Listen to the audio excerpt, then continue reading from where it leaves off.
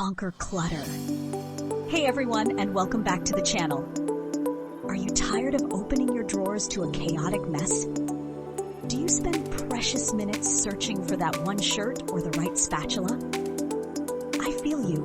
Cluttered drawers can be a real source of stress. But today, we're tackling this problem head-on with a super easy and affordable DIY solution, customizable drawer dividers. For this project, you'll need cardboard, cereal boxes, shipping boxes, anything sturdy, ruler or measuring tape, pencil or marker, scissors or utility knife, fabric, felt, contact paper, even fabric scraps, glue gun or fabric glue. First, measure the inside of your drawer. You want to get the exact dimensions so your dividers fit snugly. Write down the length, width, and depth. Now let's cut our cardboard.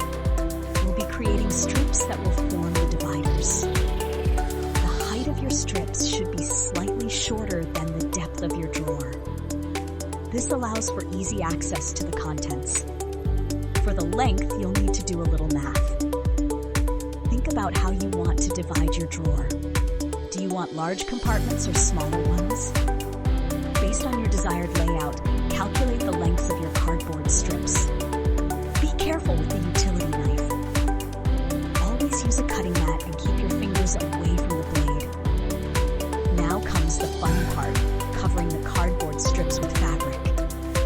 This step is optional, but it adds a nice touch and prevents your clothes or other items from snagging on the cardboard. Cut your fabric slightly larger than the cardboard strip.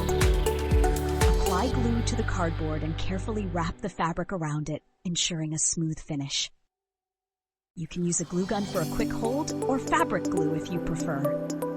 Now let's assemble the dividers. This is where the magic happens. We'll create notches in the cardboard strips so they can interlock. Measure halfway down the height of each strip and mark it with your pencil.